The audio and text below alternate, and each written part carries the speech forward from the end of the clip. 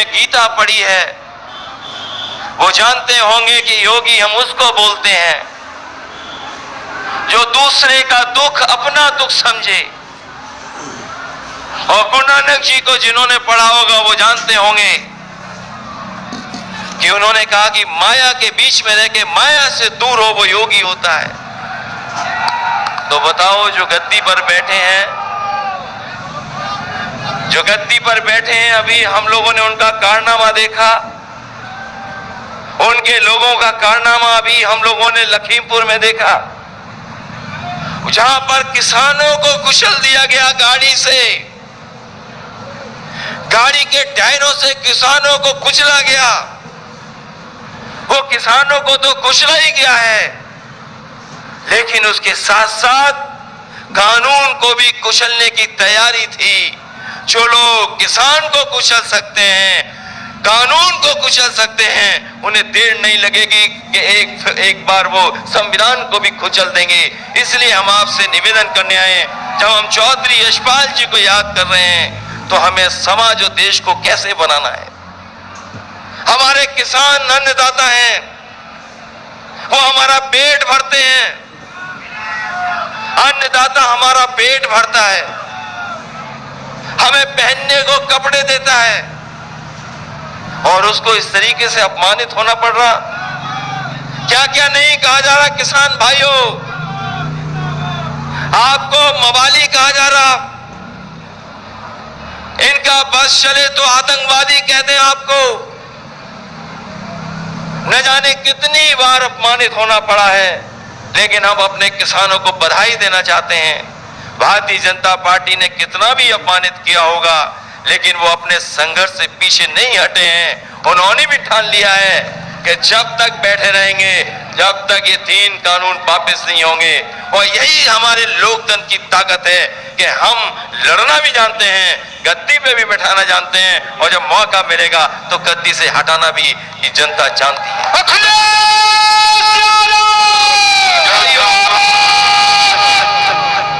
किसान भाइयों बताओ, हमें और आपको तो वादा किया गया था कि आय दोगुनी हो जाएगी, हम जो पैदावार करेंगे उसकी आय दोगुनी होगी। पिछले चुनाव में एक वादा किया गया कि आय दोगुनी किसानों की होगी।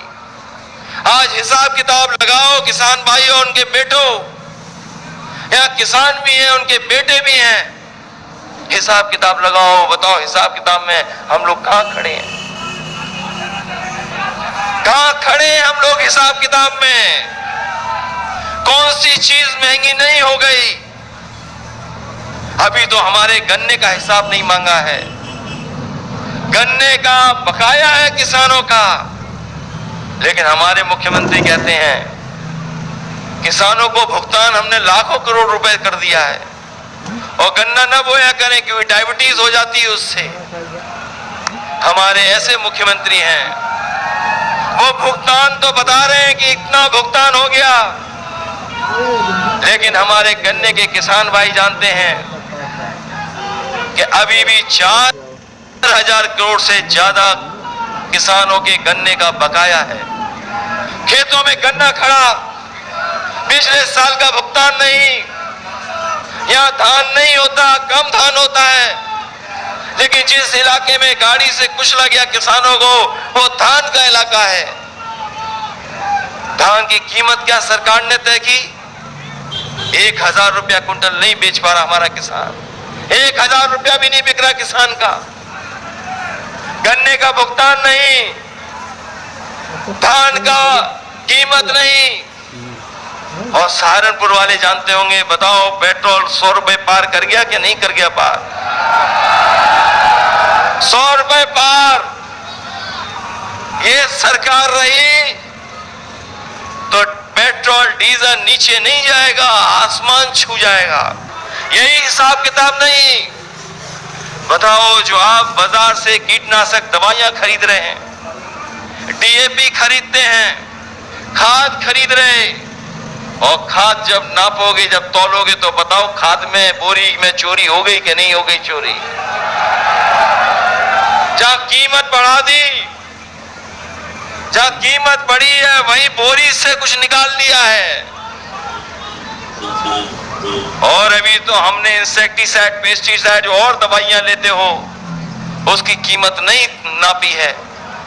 सरसों पैदा करने वाला किसान जानता है कि सरसों की कीमत नहीं मिल रही, और जब तेल खरीदते होगे सरसों का तो बताओ महंगा हो गया क्या नहीं महंगा हो गया।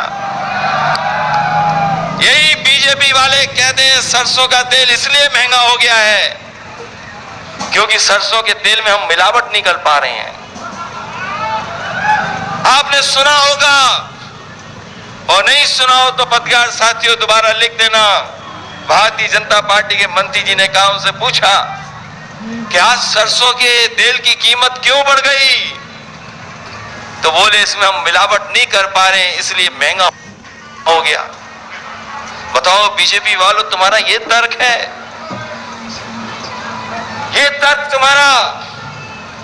कह रहे थे कि हम अर्थव्यवस्था को कहां पहुंचा देंगे। दिल्ली वाले कह रहे थे $5 ट्रिलियन इकोनॉमी की। हम लोग तो गिनती नहीं कर सकते, हिसाब किताब नहीं लगा सकते $5 ट्रिलियन की, और हमारे उत्तर प्रदेश के मुख्यमंत्री वैसे ही नकल कर लेते हैं। अगर दिल्ली वाले $5 ट्रिलियन इकोनॉमी की बात कर रहे हैं तो उत्तर प्रदेश वाले हमारे कह दे रहे हैं कि हम भी $1 ट्रिलियन इकोनॉमी पहुंचा देंगे। $1 ट्रिलियन, और अभी तो बिजली का हिसाब नहीं मांगा हम लोगों ने। बताओ जनता हमारी बैठी है, किसान भाई हैं, बिजली के मीटर भी लग गए और मीटर भी तेज भागने लगा, और बिल भी कितना देना पड़ रहा है बताओ आपको। बिजली का बिल बढ़ा दिया, देना पड़ रहा है ज्यादा। अगर इन चीजों का हिसाब किताब लगाओ तो क्या किसान भाइयों 500 रुपए आपका सम्मान है? आप हिसाब किताब लगाओ इन चीजों का। क्या 500 रुपया महीना जो आपको मिल रहा है वो कोई सम्मान है आपका? ये सम्मान नहीं दे रहे हैं। ये चुनाव से पहले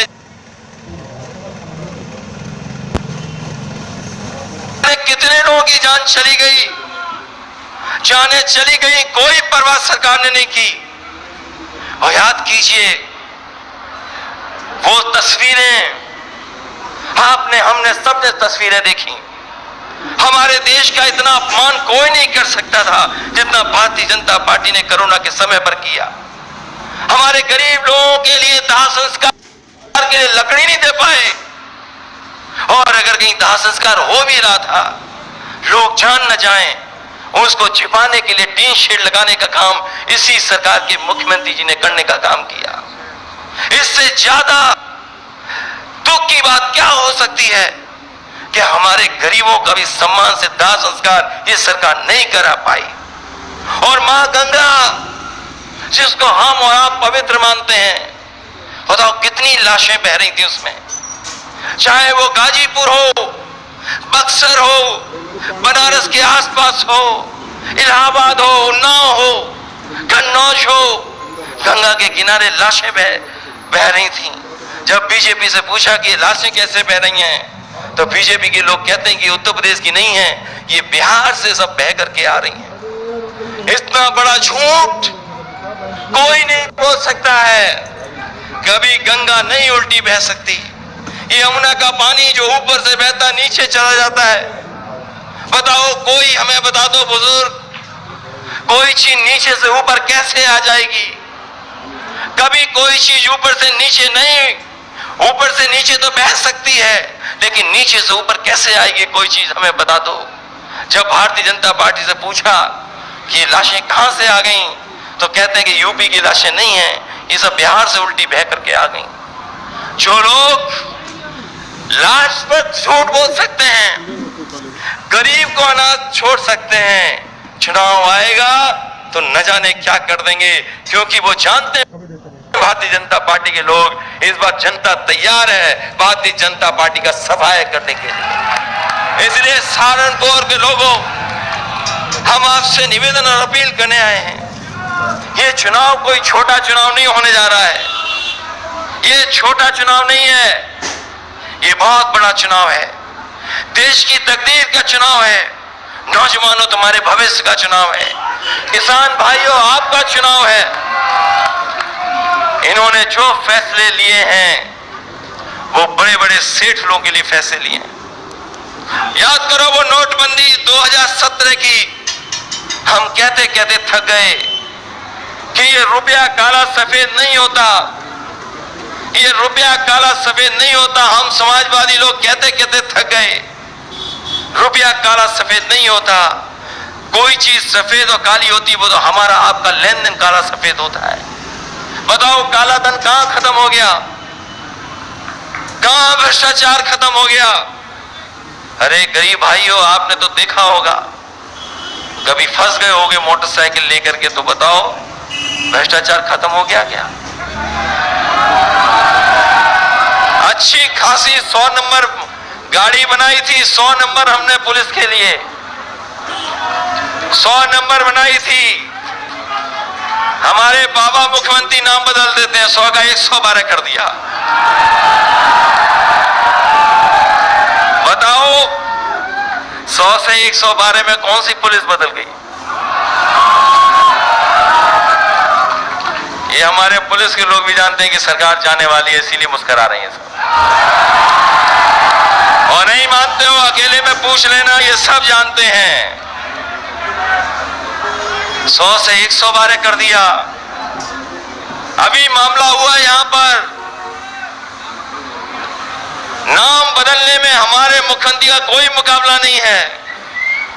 सहारनपुर के लोगों, अगर कोई पत्रकार साथी यहां से जाए लखनऊ मुख्यमंत्री जी से मिलने, तो जरूरी नहीं जिस नाम से मिलके आएगा वही नाम बचा रहेगा। अगर मुख्यमंत्री जी के पास गए तो नाम बदल देंगे। ये नाम बदलने वाले, रंग बदलने वाले लोग इतिहास बदलने का नाम करते हैं, ये लोग इतिहास। धन्यवाद साथियों, लाइक कमेंट शेयर जरूर करें और आगे भी ऐसी खबरों को सबसे पहले देखने के लिए चैनल को सब्सक्राइब जरूर करें। वीडियो पूरा देखने के लिए धन्यवाद।